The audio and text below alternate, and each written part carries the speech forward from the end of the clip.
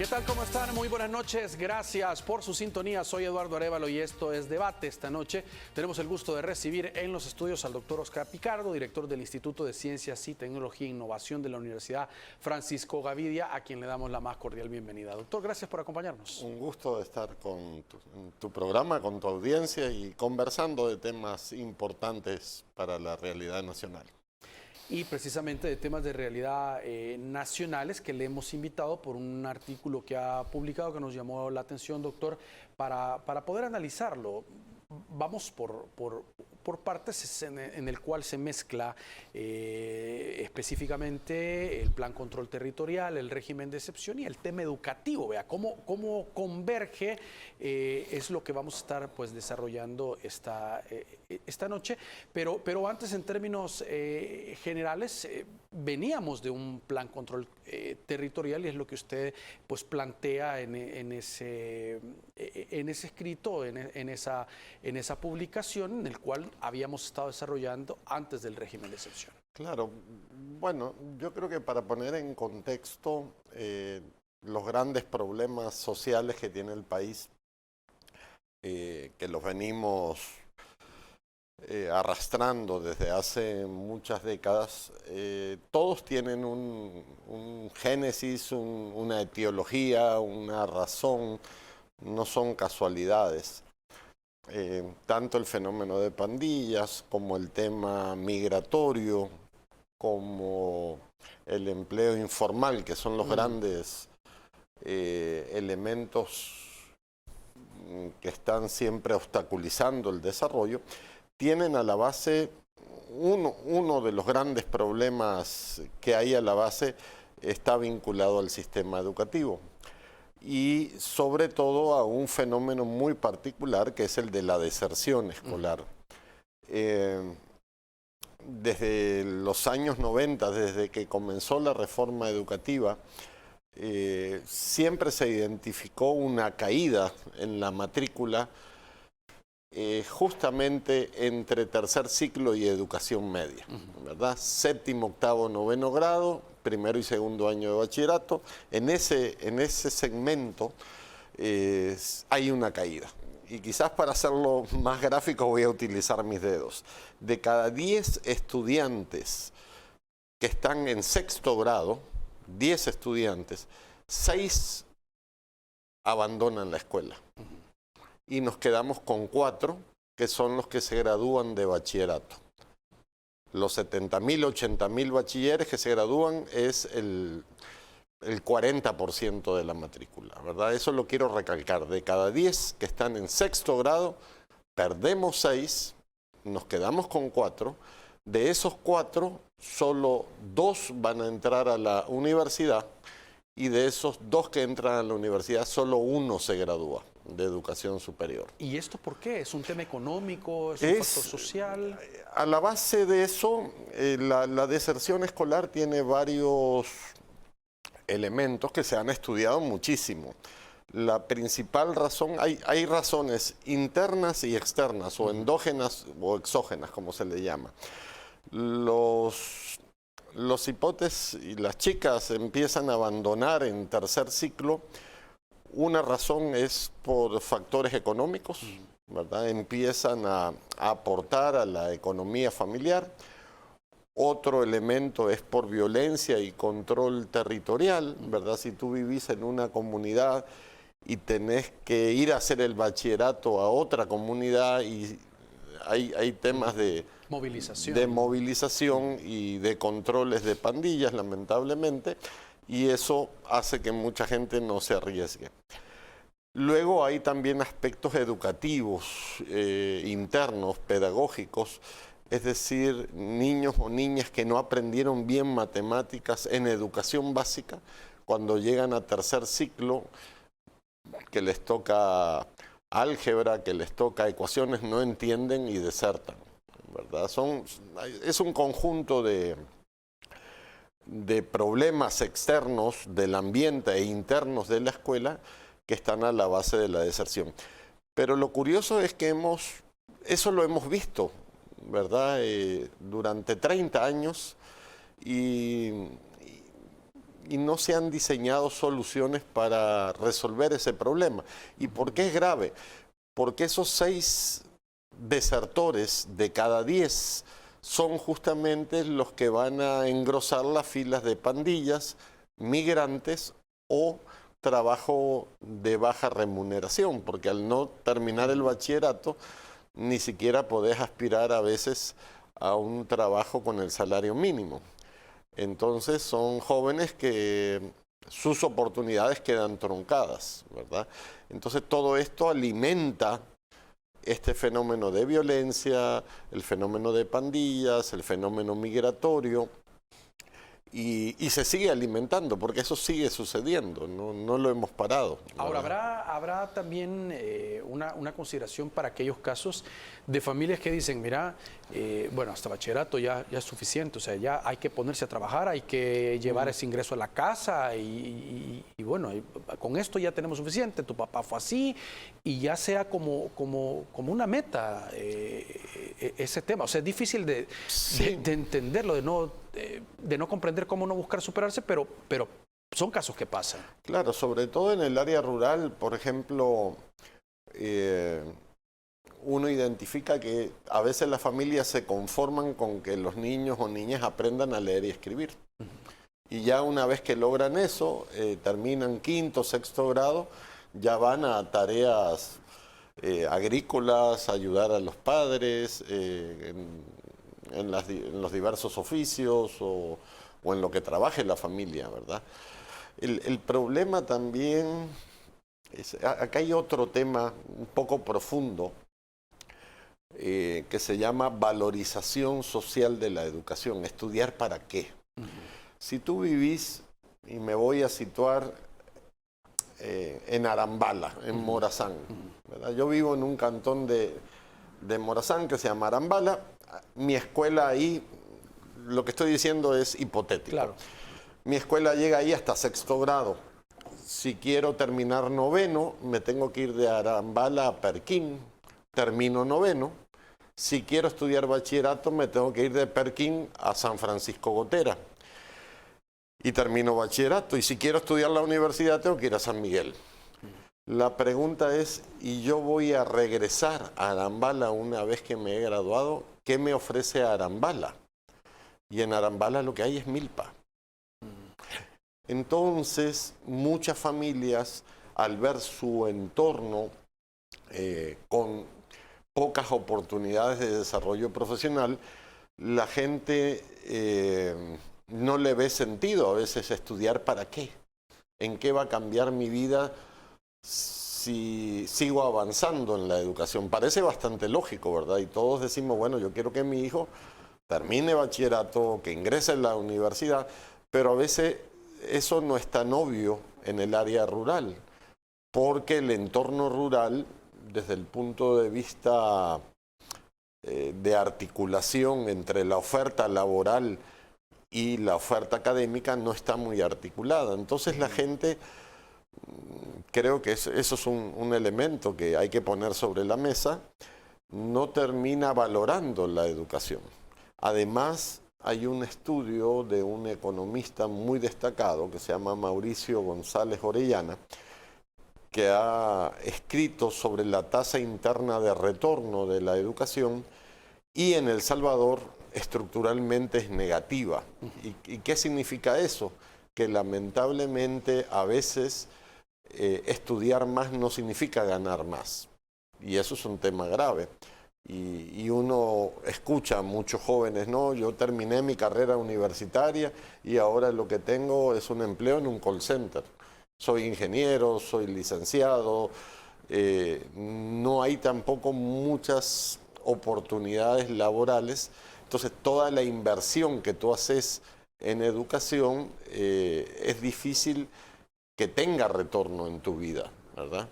Y eso es muy complicado desde el punto de vista social. ¿Pero eso es porque hay poca oferta laboral o qué factor podría estar jugando en esto? Es una combinación. Uno es la falta de análisis entre la oferta educativa y el mercado laboral. O sea, hoy por hoy no está muy claro Por ejemplo, seguimos graduando maestros. Hay más de 15.000 maestros haciendo cola para las pocas plazas que se habilitan. Seguimos graduando abogados y ves despachos de abogados que se dedican a hacer compraventas de 5 o 7 dólares para sobrevivir. Graduamos ingenieros, etcétera.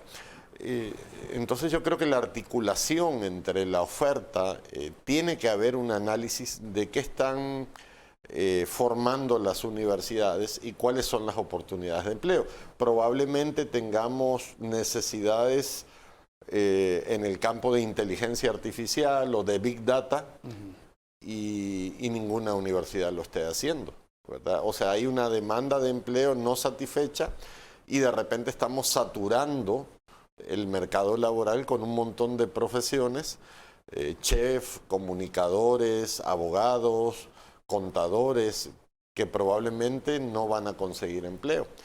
Entonces, a nivel urbano es, digamos, menos problemático, porque al final muchos profesionales terminan trabajando en otras cosas para las que no estudiaron. Y voy a poner un ejemplo aquí del medio. La mayoría de jefes de información de los grandes medios de comunicación no son periodistas. ¿Verdad? Nuestro colega Moisés Urbina es ingeniero mecánico. El Chiri Rivas, que era un periodista destacado, era odontólogo. Y así podríamos... Cecilia Gallardo era psicóloga y dirigía la prensa gráfica. Qué sé yo, hay una cantidad de casos de gente que termina trabajando en otra área por otras habilidades y capacidades. Pero a nivel urbano es más controlable, a nivel rural es más dramático. Ahora, ¿esto pasa por una reforma educativa? ¿Pasa por una, digamos, una autoevaluación de las universidades para hacer un giro de timón en esto? Yo, bueno, en ese artículo estoy proponiendo una reforma al artículo 5 de la Ley General de Educación, que sería una solución, una propuesta es establecer obligatoria la educación hasta bachillerato. Que sea gratis, laica y obligatoria, como en muchos países. ¿Eso qué significa? Que un niño no puede andar en la calle, que los padres y madres son responsables de que sus hijos estén en la escuela y que el Estado verifique o presione para que los niños en edad escolar estén en la escuela. Muy bien, vamos a ampliar en detalle la propuesta, doctor, luego de una pausa. Por favor, acompáñenos, ya regresamos.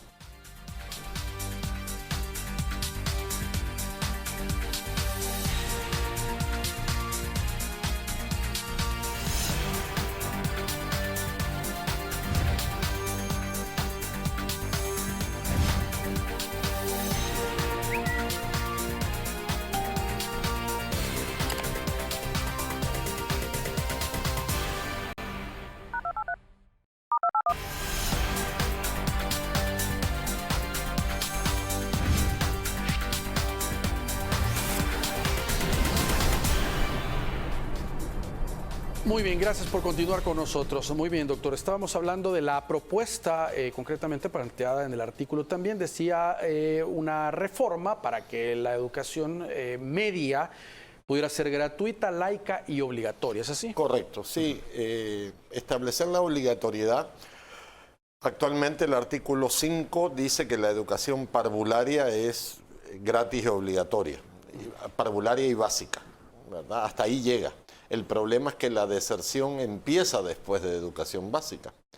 Entonces, una forma de contener es ampliar el espectro de la ley, que sea parvularia, básica y media obligatoria.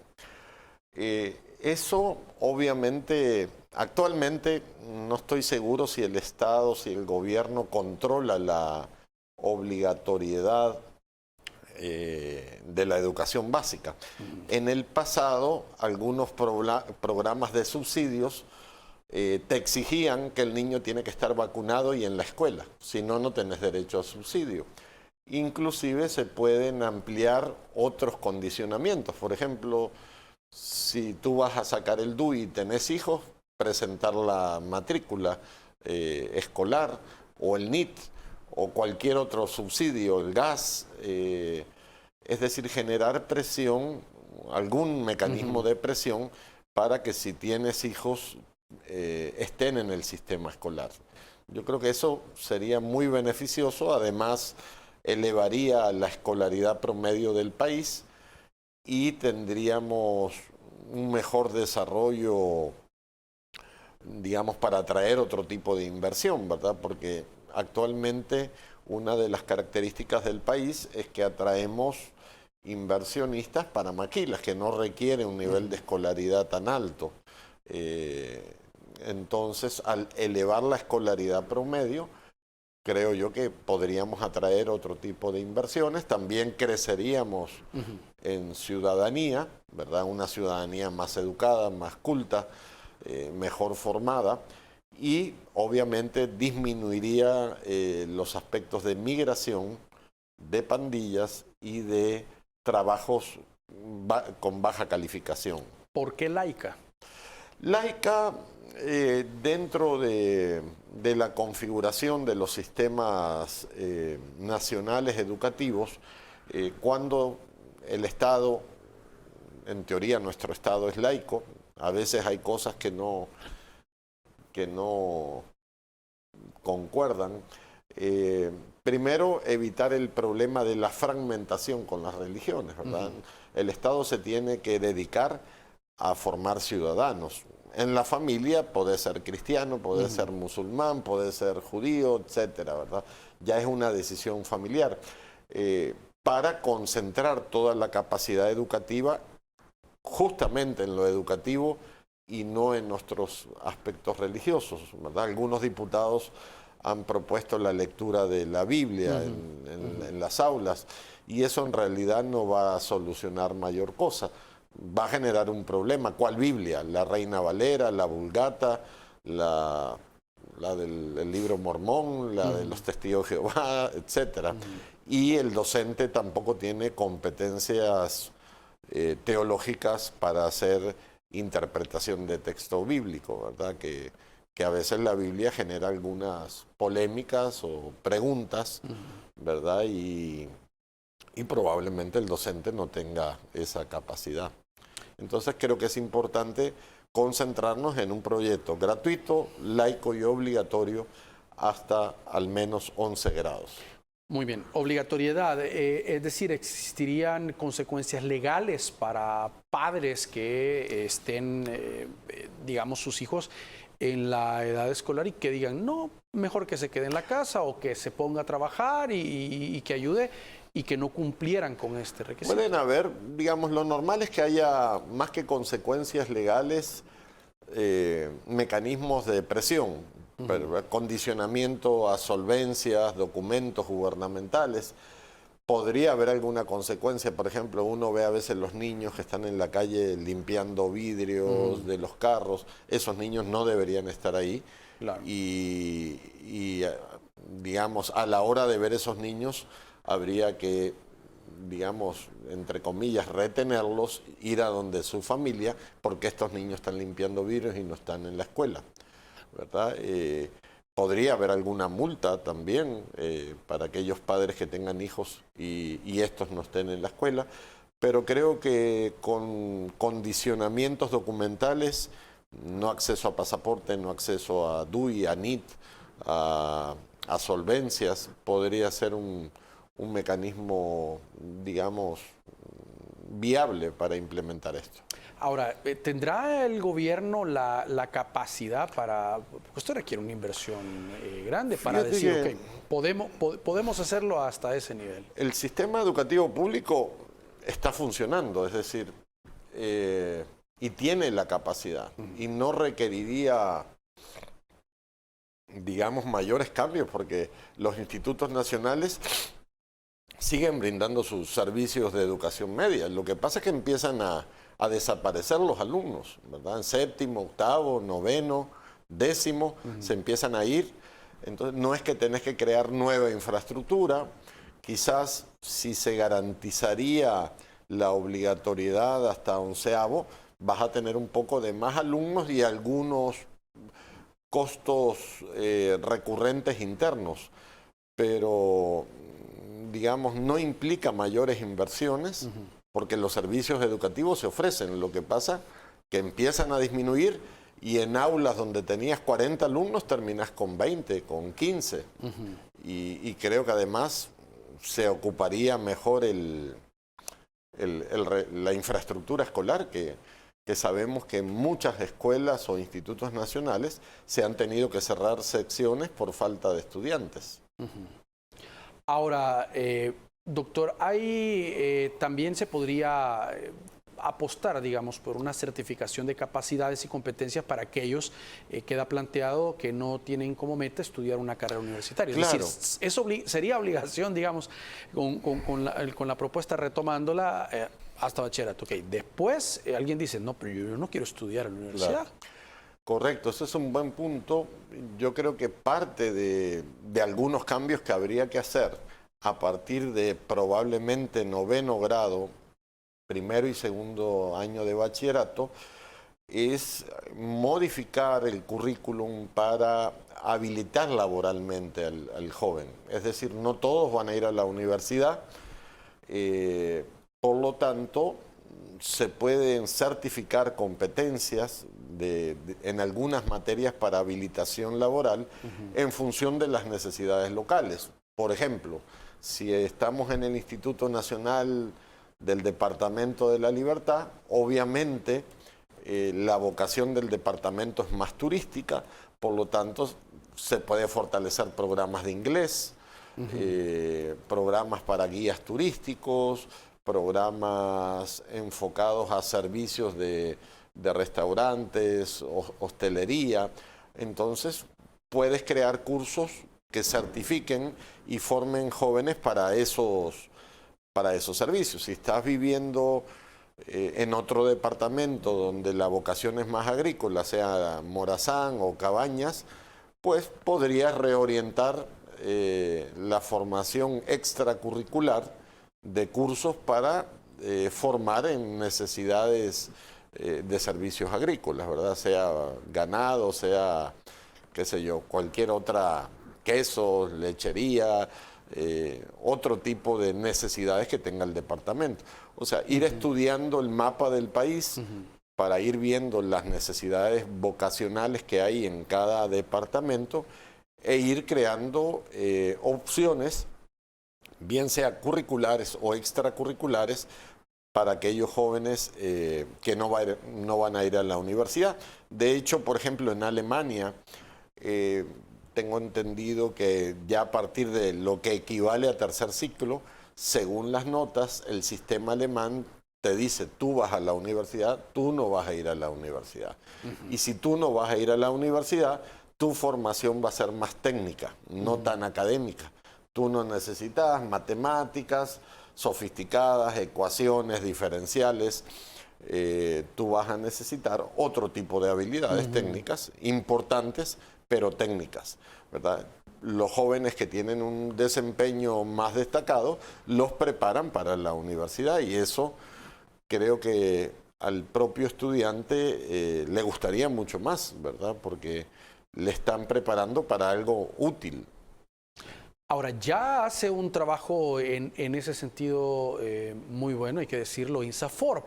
Claro, no en una gran dimensión por las capacidades mismas de los recursos con los que cuenta, pero exactamente viendo como necesidades, formando, incluso tiene alianzas con algunas empresas muy grandes y coloca a jóvenes que han especializado en ciertos rubros en trabajos ya al terminar sus cursos. Correcto, ahí se podría articular mejor la relación entre INSAFORP y los institutos nacionales, es decir, acercar un poco más la oferta técnica, bajarle el nivel, digamos, y vincularla mejor con educación media, que se ofrezcan esos cursos de INSAFORP como cursos equivalentes.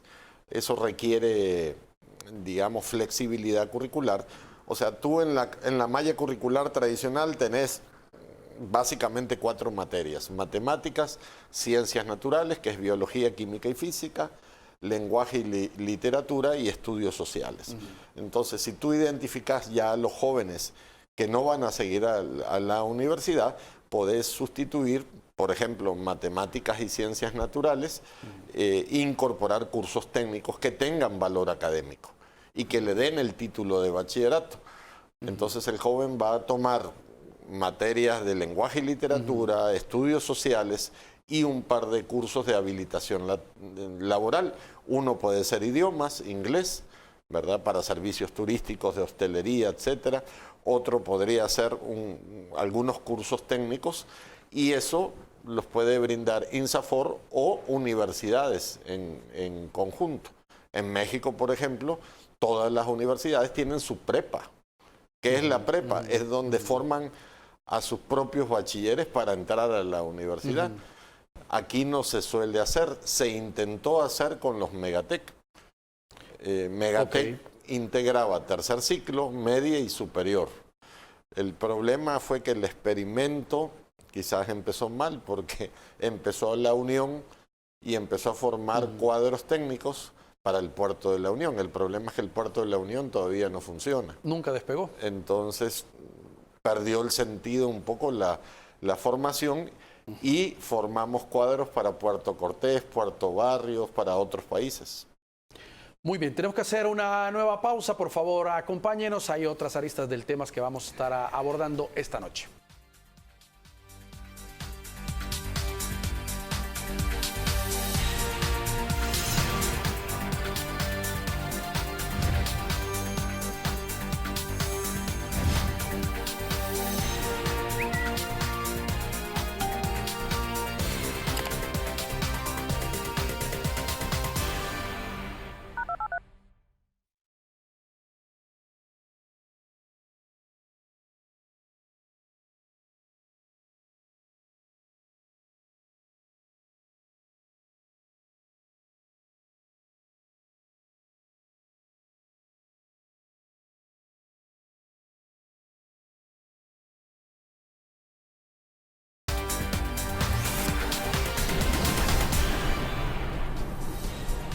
Muy bien, gracias por continuar con nosotros.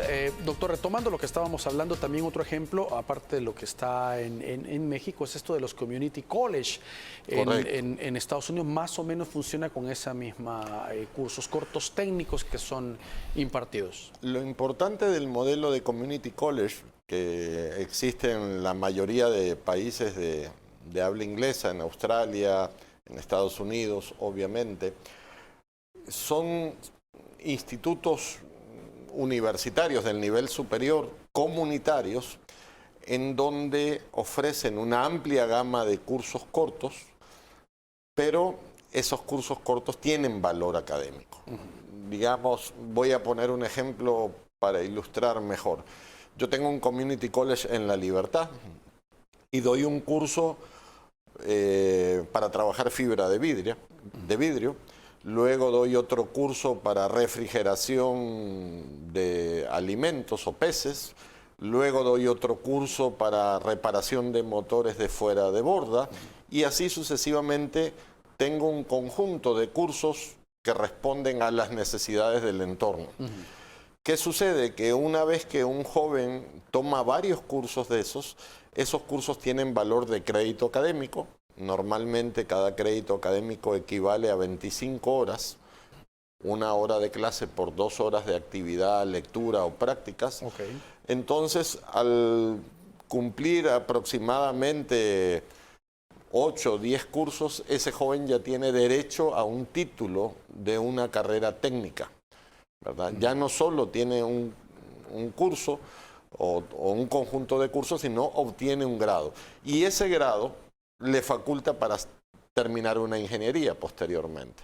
Entonces yo puedo tomar cursos muy básicos de fibra de vidrio, de motores fuera de borda, de uso de GPS, de refrigeración, todo vinculado a las ciencias del mar, digamos, y después puedo terminar con una ingeniería. Entonces la ventaja del Community College es que se le da valor académico a los cursos de formación continua. En nuestro caso no se da eso. ¿Y esos son desarrollados gratuitamente en estos países? ¿O hay algunos que son pagados gratuitos también? y hay privados. Okay. Hay de dos tipos de community college. Pero lo importante es el valor académico. Tú aquí tomas un curso de repente de, qué sé yo, de Photoshop, de fotografía, de reparación de cámaras, y eso no te da, te dan un certificado, pero no tiene valor académico. En cambio, en el community college se administra el crédito y va corriendo a tu favor. Es decir, cualquier curso que tú tomes en un community college se te guarda, y eso te sirve para no solo certificar competencias, sino para planificar tu futuro. Y otra característica que tiene el community college, que los cursos son flexibles, no son rígidos. O sea, tú puedes escoger los cursos, tú puedes armar el currículum conforme a tus intereses, ¿verdad? A ti te gusta la fotografía, o te gusta la programación, o te gusta mecánica, es decir, vas armando y combinando especialidades, ¿verdad? Y eso creo que es muy valioso. Muy bien. En el artículo, doctor, usted hace una vinculación de los modelos de apuesta a la educación como una forma de evitar que jóvenes ingresen al riesgo social, como estábamos diciendo. Correcto. Por ejemplo, el tema de las pandillas. ¿Hay algún estudio o algunos modelos donde se pueda ver esa relación de decir, mientras hay una obligatoriedad, los jóvenes están metidos, hay menos riesgo social? Sí, hay mucha evidencia, mucha literatura.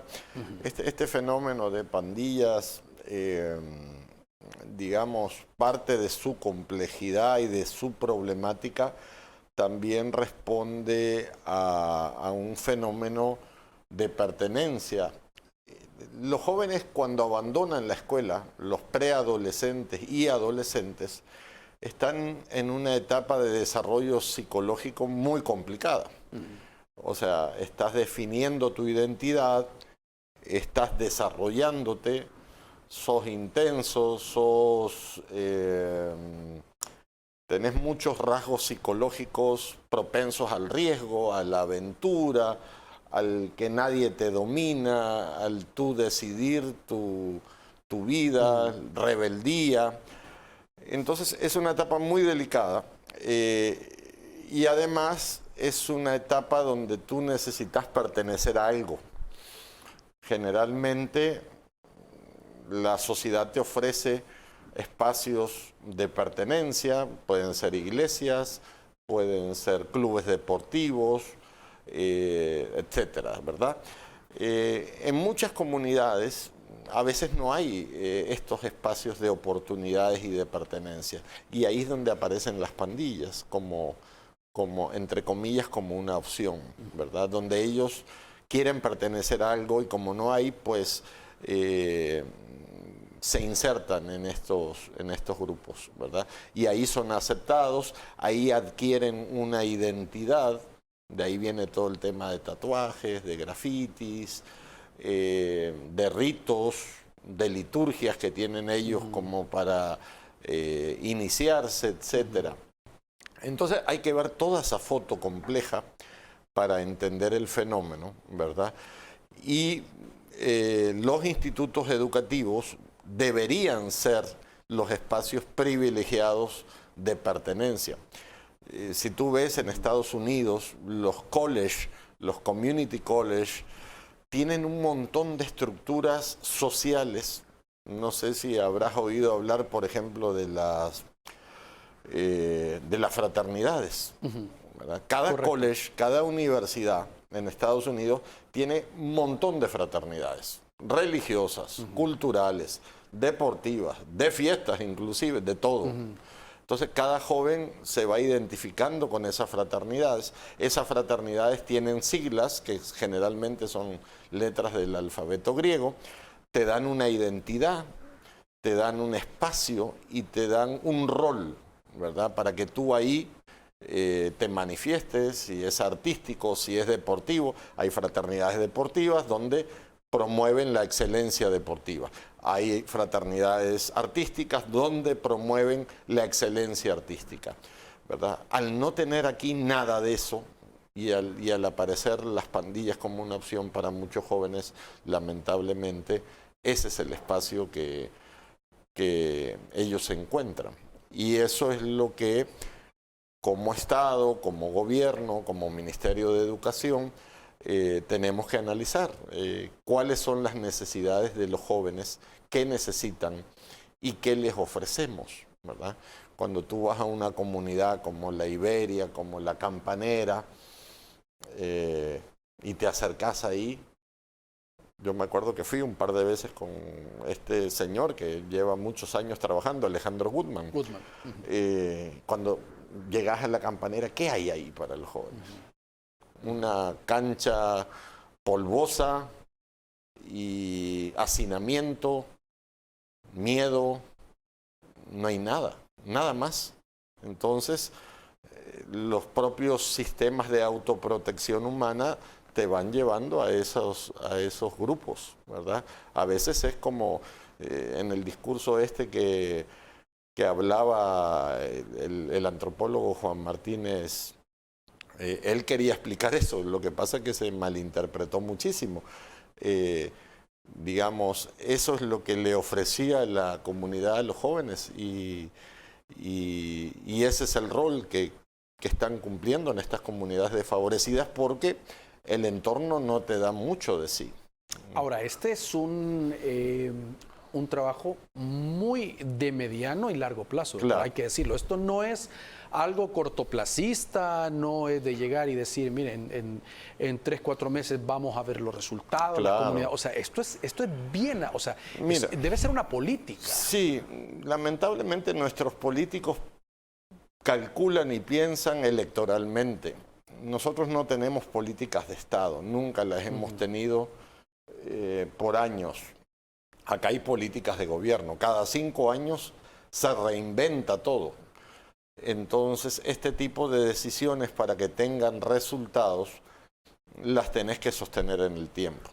Me acuerdo que en el año 2004, por ejemplo, se creó el programa Edúcame, que era justamente para retener y atraer a todos los desertores, a los jóvenes que habían salido. Y ahí se crearon varias modalidades: educación nocturna, educación a distancia, educación online,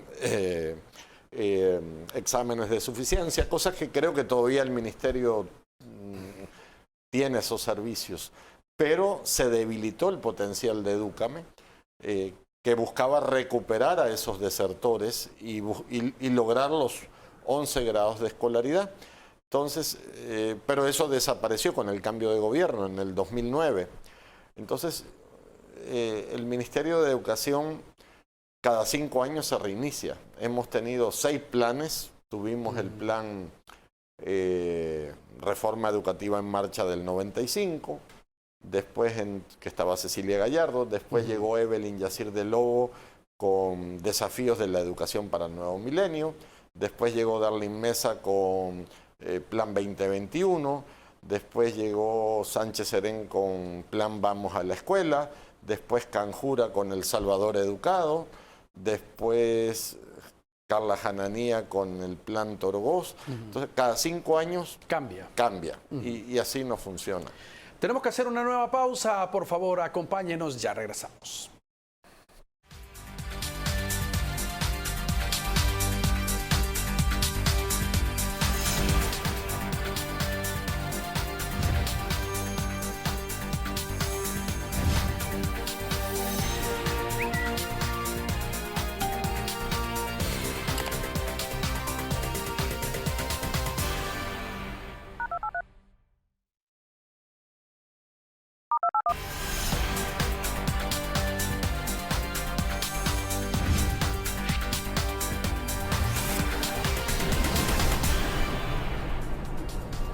Muy bien, gracias por continuar con nosotros. Estamos conversando con el doctor Picardo esta noche. Doctor, hablábamos también en el planteamiento que se hace en el escrito que usted hacía sobre el tema de la represión, los efectos que puede tener cuando los gobiernos pues apuestan por esa parte de un control a través de, por ejemplo, los mecanismos como un régimen de excepción que estamos viviendo en este momento. Bueno, desde el punto de vista de la psicología social o de la psicología cognitiva o de cualquier tipo de psicología decente, digamos, nunca es conveniente o recomendable querer corregir algo con violencia, con represión, ¿verdad? Porque hay mecanismos de respuesta, ¿verdad? Y lo hemos visto en la historia de la humanidad, en muchas experiencias. A veces es posible que se vea como una solución cortoplacista, ¿verdad? Y que pueda tener un resultado, entre comillas, positivo en condiciones excepcionales.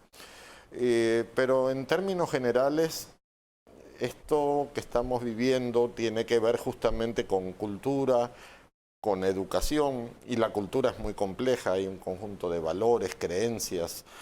El sistema carcelario también debería de tener una función educativa o pedagógica, y no creo que bajo las circunstancias actuales y pasadas haya tenido ese rol de reeducar al agente violenta etcétera. Entonces yo creo que es importante valorar, poner sobre la mesa las soluciones. Efectivamente, las soluciones educativas tienden a ser, digamos, de mayor plazo para obtener resultados, y como decíamos, eso a veces a los políticos les incomoda porque quieren resultados rápidos, porque sus resultados tienen que ver con las elecciones, y eso pasa a escala global, no solo aquí. Entonces, cuando uno ve experiencias de otros países, realmente este tema de los esquemas represivos suelen revertirse a veces, ¿verdad? Si nos acordamos, aquí en El Salvador, en los años 70, 80, cuando empezó las dictaduras, ¿qué se obtuvo? Bueno, una respuesta guerrillera, ¿verdad? ¿Qué fue la guerrilla? Una forma clandestina de reaccionar a la represión. Y se crearon varios grupos pequeñitos que después conformaron lo que fue el FMLN histórico, etcétera. Pero todos esos pequeños grupos, FPL, RN, RP, eran respuestas clandestinas a esa represión. Entonces, creo que Pablo VI decía, lo repitió muchas veces, la violencia engendra violencia, ¿verdad? Y tarde o temprano esto no creo que sea la solución, ¿verdad? Y podemos estar cosechando algo más complejo, ¿verdad? Y no me imagino que va a suceder en años con tanta gente encarcelada o con tanta gente resentida o gente con miedo. No es saludable, definitivamente. Leía uno de los planteamientos que usted escribía y decía que los modelos, según las estadísticas, los modelos represivos por sí mismos no resuelven muchos de los problemas conductuales, sino que pasan de modelos disciplinarios en otros lugares, disciplinamiento social, está cambiando a conceptos de normas de convivencia, más hacia ese modelo. Normalmente en las dictaduras latinoamericanas de los años 60 y 70, en el Cono Sur, en los países andinos y en Centroamérica, estas dictaduras, inclusive aquí el martinato, generan una atmósfera que se conoce como disciplinamiento social, ¿verdad? Con esquemas muy fuertes, con sistemas policiales o militares muy represivos, y eso genera una atmósfera de miedo, ¿verdad? Hasta había sistemas que le cortaban los dedos a los ladrones o pena de muerte, cosas así de ese tipo un poco inhumanas, pero eso generaba una atmósfera de miedo que, entre comillas, educaba a la sociedad, ¿verdad? Inclusive había gente, abuelo, gente mayor que decía, no, si en la época de Martínez podías dormir con las puertas abiertas, ¿verdad? Porque la Guardia Nacional, la policía de Hacienda, el ejército eran, digamos, se respetaban mucho y no había tantos derechos humanos, ahí no. Entonces, eso es una teoría que se ha manejado de disciplinamiento social, pero que a la larga, al comparar con otros países y sistemas más desarrollados, nos damos cuenta que sociedades como la noruega o la finlandesa o cualquier otro país emergente le han apostado más a la educación como para resolver los problemas. Es decir, yo lo pongo siempre como un ejemplo con un hijo. Tú podés educar a un hijo a través de valores de una forma positiva, conversando, dialogando, o lo podés educar a punta de cinchazos. Entonces, probablemente si educas a un niño de una forma represiva a punta de cinchazos, eso pueda tener consecuencias en el futuro, en su respuesta, ¿verdad? Y de ahí pueden salir muchas psicopatías que suelen salir. En las sociedades también ocurre lo mismo. Podemos educar a esta sociedad a través de programas, digamos, racionales, con un enfoque pedagógico, o podemos dar garrote, pero después de 5 o 10 años podemos estar viendo otras consecuencias. Ahora, análisis que hacen de este tema también, doctor, uno asegura lo que estábamos hablando, no es un tema de 5 años, es un tema de largo plazo. De largo plazo. Y lo segundo, no es un tema exclusivamente de un gobierno. Es decir, correcto, aquí debe de entrar la academia, el sector empresarial para crear condiciones, oportunidades, fuentes de empleo. O sea, es una visión muy global para encontrar una solución real a un flagelo social así. Definitivamente, hay un caso muy conocido, poco discutido, que oímos algunas cosas, pero Nueva York era una ciudad muy peligrosa y violenta, hasta que llegó el alcalde Giuliani e implementó un programa muy integral, con mucha tecnología y con muchos recursos y participación de empresarios. De hecho, fuimos en el año 98, me acuerdo, a conocer unas escuelas en el Bronx. Fuimos una misión de aquí de El Salvador. Ese modelo se basaba en la famosa teoría de las ventanas rotas, ¿verdad? Hay un experimento en donde si tú dejas un vehículo o una casa con ventanas rotas y no las corregís, se siguen rompiendo más, ¿verdad? Ese es el modelo teórico. Entonces, lo que tenés que solucionar es responder inmediatamente. Si una ventana se rompe, la tenés que corregir, reparar, porque si no se va a romper otra y luego otra. No sé si te acuerdas la torre Cuscatlán, allá por los años 93, 94, sí, cada vez tenían más vidrios rotos, ¿verdad? Se empezaron a romper unos y ya pasaba la gente y le tiraba balazos o piedras y seguían rompiéndose vidrios, hasta que se corrigieron, se repararon y ya nunca más vimos vidrios rotos en la Torre Cuscatlán, que era la Torre Democracia. Entonces, bueno, eso es un buen ejemplo de una reconversión de una ciudad peligrosa y que hoy en día es un centro turístico, ¿verdad? Pese a todo lo que ha sucedido en Nueva York, pero sí es un ejemplo de cómo resolver las cosas. Ahora, decíamos también, hay que decirlo claro, doctor, hay un grupo que va a entrar a este tipo de programas y otro grupo que ya no. Y eso hay que entenderlo. Sí. Esto es más una apuesta a la nueva generación que puede tener una oportunidad, porque alguien que vive de una extorsión, claro, alguien que está metido de eso, decirle, mira, te vamos a poner una panadería, dedícate a eso, o sea, difícilmente va a decir, ok, voy a hacer un cambio en mi vida. Sí, no, yo creo que eso es un buen tema. Muchos de estos jóvenes, como decimos, las cartas están echadas.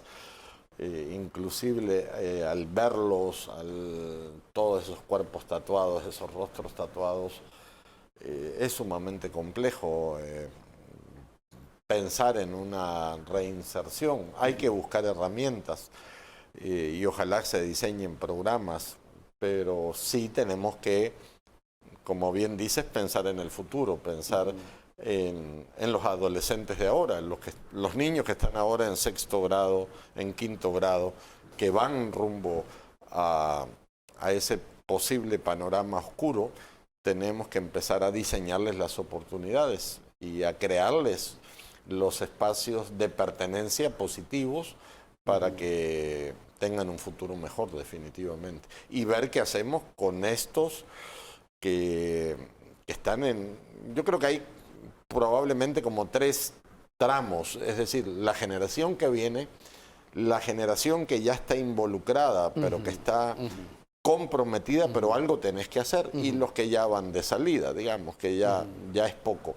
Con esos que están en medio hay que pensar cosas, por lo menos crear programas fuertes, reeducativos en centros penales para que puedan trabajar, puedan reeducarse y aunque estén encerrados estén haciendo cosas productivas, ¿verdad? Para la sociedad, qué sé yo, haciendo bloques, ladrillos, trabajando, creando productos para que la sociedad los pueda utilizar, aunque estén ahí adentro, ¿verdad? Pero algo hay que hacer con ellos, definitivamente. Doctor, gracias por acompañarnos esta noche. Un gusto de estar aquí y de hablar de estos temas. Y gracias a ustedes por su sintonía. Por favor, que descansen. Recuerden su cita con nosotros el día de mañana. Les esperamos.